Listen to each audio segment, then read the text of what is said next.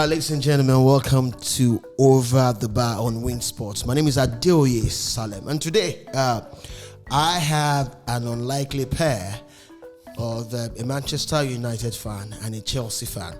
Of course, I've got Jeremiah in the building, and I have Sheyi as well. As it stands, Manchester United seems to be a team that is greatly influenced by Cristiano Ronaldo. Of course, we all know that Jamie Carragher, though a Liverpool fan, seems to have something against Ronaldo. Whatever it is at the end of the day, we do not know. But of course, he was ignored. And while he was ignored, his other idol that he's sucking up to, that's Lionel Messi, called him a donkey. At least he brought it up the show himself. But we've seen in Manchester United, especially with the return of Ronaldo, the fact that the young Argentine starlet, I am talking about Alejandro Garnacho, has come out over and over again to say that Cristiano Ronaldo is his idol. And then, of course, in the match between Denmark and Portugal. Rasmus Højlund scored the only goal, and he had to do the and then when he was asked, he said, "No, this is not to mock Cristiano. I did that in appreciation of my idol." Gentlemen, it seems as if everyone has caught the Ronaldo fever, or everyone has the Ronaldo fever. What do you think? Let me start with you, Jeremiah, the man you got. Okay, when you are good, you are good. That's it. No matter who or what is against you, no matter how the system is trying to pull you down. We said something that Ronaldo is winning the world. You understand? So we have a lot of footballers out there claiming to say that Ronaldo is their idol. I think I need to say that where I actually said it. I said Lionel Messi may have won the World Cup, yes, but Cristiano Ronaldo is actually winning the world. Yes. So we see a lot of young stars, young players idolizing Ronaldo, saying Ronaldo is their idol. And from the way I see it, I think seeing Ronaldo as their idol is not just because of the stats. I see it because of the hard work he has put in the football. You understand? I can remember vividly when he was at Manchester United. Sir Alex Ferguson said something. He said he comes to the training earlier than anybody, and he leaves the training late. No, it's not just Sir Alex that said it. I'm going somewhere. Okay. So Sir Alex also said he had to, with his wages then, he had 4 different coaches, personal trainings. Ronaldo, he had 4 personal trainings that he was paying by himself, out of his own pocket, out of his own wages. So seeing something like that is just an example for every young adult out there to just see him as somebody that is dedicated and determined. So he never gave up. With all the circumstances around him, he kept on pushing. And there is one thing I've learned from Ronaldo, and I keep saying it everywhere, is that Ronaldo will never be negative about anything. Even if they are 7-0 down, if you interview him that second leg, he will tell you we will win. That is the kind of mentality he has. He's always positive. He's a warrior. He will never give up. Shay, I know you're a Chelsea fan, but I don't know if you actually love Ronaldo. I love Ronaldo so much. It's strange girl. So much. Even on Twitter, I've seen a lot of tweets about it's strange being a Chelsea fan and you're loving Ronaldo. Like, I don't get it. Am I supposed to love Messi? Yes, Messi is a good footballer, naturally. No, you can love Messi too now, Abba. I prefer Ronaldo. Always. Why do you prefer Ronaldo? He's hardworking, like you both said now. He's an inspiration to the young players. The upcoming generation is an inspiration to everybody. Is Messi not an inspiration? I wouldn't say he's not an inspiration. He's an inspiration to some. Some people like to be like Messi, but I don't think you can be like Messi. Because he's naturally built for what he's doing. He's naturally built. Naturally built. So what's the difference between Messi and Ronaldo in this case? Hard work. Hard work. I have a different analogy to all of this. A lot of time, not a different analogy, but just an extra perspective to this. A lot of times, some people say that Ronaldo is not gifted, but Says who? I don't think most people that said that, I don't think they watched the Ronaldo that played for Manchester United. Ronaldo was 14. He's a beast. No, let's leave. At least he was very young when he was at Sporting. Let's talk about when He he was at even Manchester young United. when he was Yes. at Manchester United. Yes, but at least some years. Like today, just this afternoon, I was watching the Champions League final between Manchester United and Chelsea. A never forgetting final. Damn, For those who don't know, who won that one? Manchester United. The one that's the one that Terry missed the penalty. Yes, the last penalty. And Anelka. I think that penalty, if you look at it, is almost similar to what happened to what's his name, Alvarez. Alvarez. He Yeah. slipped. Yeah. Yes. But you see, this is it, and I like to say it. That somebody was making a comparison and said, "Look, I don't blame you for saying that Ronaldo is all about goals. Did you meet the noodle hair Ronaldo? Jesus. The noodle hair Ronaldo, Even from the first minute, consider yourself losing. both feet, Header. shots, dribble, When- header." You dare not come close to him when he was the ball. Ask Piqué. Otundaru come Mr. Shakira. Oh my God. Okay, so basically we're seeing that move about Ronaldo. We're seeing the fact that he's loved here and there. I personally, I used to say this, and I will continue to say this every time I teach once in a while. And every time I teach, I always tell people that I'd rather use Cristiano as a source of inspiration to young Yes. people. Even Of pastors course. using that source of inspiration. I mean, some pastors don't even know that he has skills. The only thing they remember about him is the hard work. Hard work. Yes. Yes. And people said I listened to I think a podcast talking about Cristiano Ronaldo. They said he does not drink any water. He has a specified water. His wife said something. He said when he wakes up, he has a daily routine he never misses. When he wakes up in the morning, he takes water, then he goes to the gym, comes back, takes fruit juice, then goes back to the gym, then he comes back. He does not take any outing. He has his specified things he take. Diet. Somebody like that now, you are expecting him to. He can play till 50 I until we remember, stop was him. it when he turned 30 or was it when he turned 35? I can't remember when.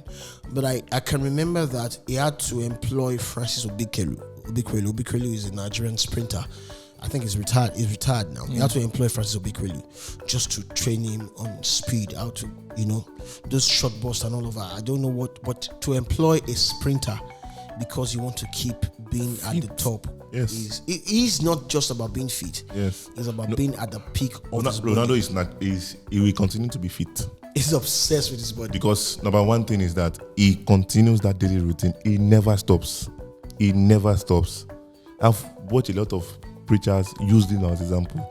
That you want to be at the top, then you are not consistent. You will surely come down. But someone that keeps doing the same thing every day, he will be the best at it. Of course. So when people now say so person is idolizing Ronaldo, I don't blame them. They have to, because looking at him alone, seeing him coming is an inspiration. Because Already. you will look at him that this man is 40 years. See what he's doing, and I'm 22. It's That's why okay I was very, very, very, very hungry at Rashford at a stage, because jogging on the field. Ronaldo came to Man, I think at the age of 36 or so, or 38. When he came to Manchester United, I still see him pressing Edison Cavani at the age of No, but Eric Ten Hag said he wasn't pressing. Eric Ten Hag. You know that one now. So, The fake Pep. Eric Ten Hag came, put Diallo on the bench. He was using Anthony. We know you signed him, but put this guy. But for Anthony is doing well at Real Betis, right? Real Betis. There are some players that are not destined to play for a big team. Yes. I think I'll agree with him. Somebody like Jordan Sancho. Exactly. Even in Chelsea, he gave us glimpse of his game. Like Chelsea fans was like, "Wow, is this guy Manchester United sold for 20-25 million?" Wow, I was part of the people that said that, and now I think I'm regretting it.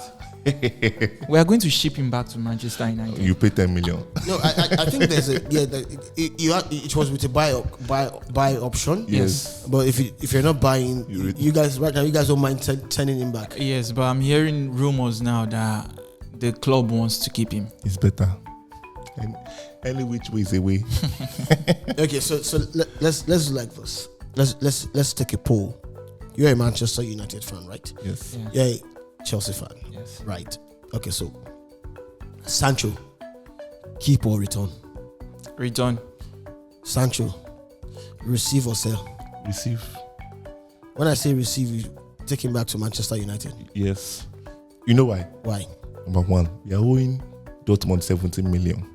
How much? 17. Yes. Okay. So if Chelsea returns, we collect 10 million.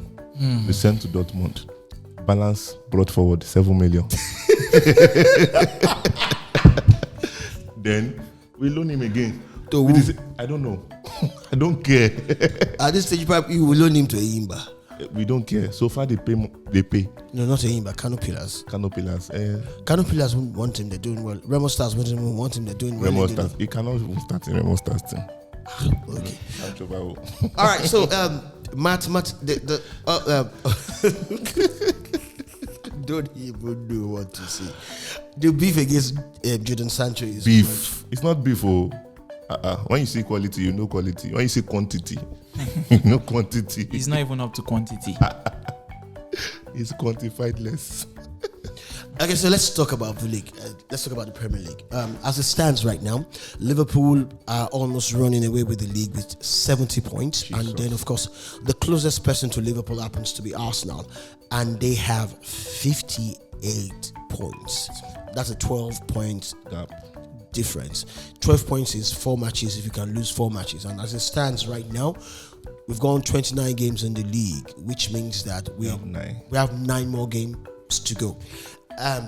There are certain diehard Arsenal fans, including Declan Rice, who says that it's not over until it is po. Oh. You are a Chelsea fan. You're a Manchester United fan. You both have your ups and downs. Chelsea is third on the league table with What? 49. You're third right now. Third. Yeah, fourth. I beg your pardon. You're fourth right now with 49 points here. So you're just about how many points away from Arsenal? I think that's about 9 points away. 9 points. 9 points away from Arsenal. Okay, so but then let's ask this mathematically. Do you think it's still possible for Arsenal to win the league? it's not. Mas Lasso. Mathematically now. Yes. Why so? I don't think it's possible. Why? Okay. For me, considering the injuries Arsenal are having now look at Calafiori. Just yesterday, he's gone back to another injury. I think he's out for about 2 to 3 weeks. If possible, I think about a month. That's 8 matches. That's the end of the season. That is it. No, but normally the season. Well, that's. Saka isn't back yet. There's a likelihood that he will return after the international break, which means he will play in against Fulham, and then he can come back against Madrid. Hopefully. Well, I don't think they'll be risking him against Fulham. The way I see things, I think they would want to protect him. Him being the best player in the club, they would want to protect him. But they will throw him into the Lions then against Madrid. Yes. He can start up there. Even if he's going to get minutes, I think he's going to get about 20 minutes in the Against Fulham game. Fulham. Yes. Then they move to Madrid and he starts the game. Against Rudiger. Sending him back to the hospital. It's going to be tough. But he's a fighter. Yes. I Saka like has it. always been a fighter. So you're saying mathematically, Kasana Agbagbe, What you know? and they don't have a chance in the Champions League? I wouldn't say they don't have a chance in Champions League. I won't say that because So what will you say? Gang. the way I see, I don't know people's belief, but for me, I don't think Arsenal has that. If I am to rate it, let me just put it that way. If I'm to rate it, Arsenal having a chance at the Champions League, I think it's about 40%. Okay. 40% is a good score. Yeah, it's a good score because Ogba pass mark. yeah, but that does not mean you came out right. 40% is a pass. It's not excellent. It's not A. It's just a P. Jeremiah. So, considering the league, the only advice I can give Arteta is the same advice he has been giving himself since 2 seasons ago. We go again next season. So, because right from the January window, I already knew Arsenal lost it because they needed a striker, Of course. and they did not sign any. And I was like, this is a particular sport that you need a player. Let's all be fair to Arsenal in terms of transfer window in January. Let's be fair to Mikel Arteta, or let's try to be fair to Mikel Arteta. We all know that it's almost impossible for top clubs that you are targeting their striker to let that person go in January. Sure. And then we all know that January transfers, very few click with the team. We also know that let's look at it for instance. It's like trying to Victor Osimhen is on loan at Galatasaray. Mm-hmm. It's like trying to pick Victor Osimhen, even though he's on loan at Galatasaray, and say come back to Napoli. Even though he's on loan at Galatasaray, he's been their talisman. 26 goals and 5 assists.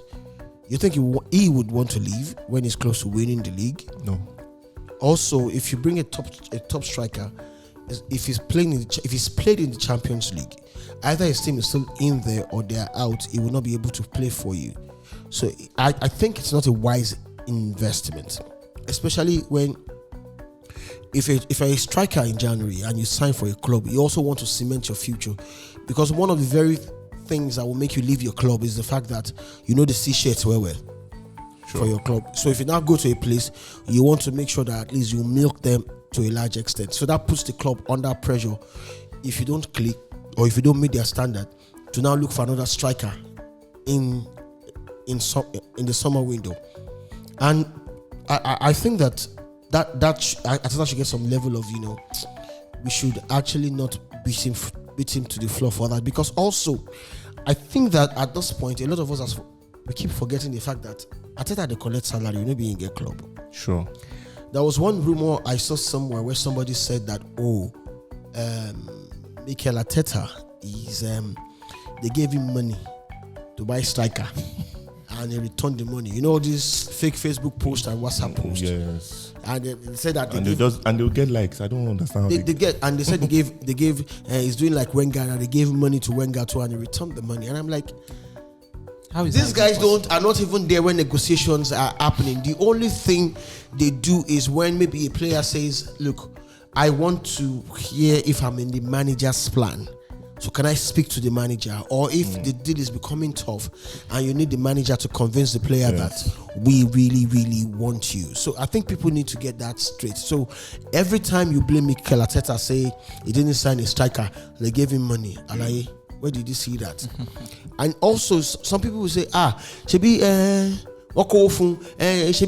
he can identify. Look, he's not the only one who's making the choices. They've got scouts. Yes. Scouts will come in like, he can only give the profile of a striker that he wants. Yes. Scouts will go and look for and get maybe like 20, 30, 40 names. He's only able to pick one or two. Then the club starts to negotiate. He wants a striker who's 90% accurate.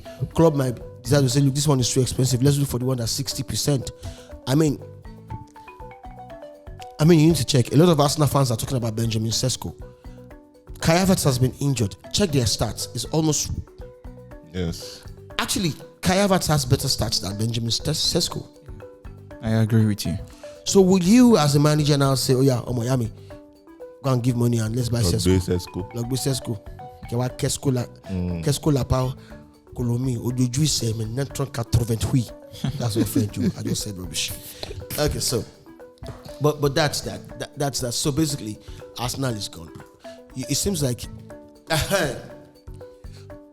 Shay, all beef aside, try to put the beef aside. Would you be happy if Arsenal? Would you love to see Arsenal win the Champions League?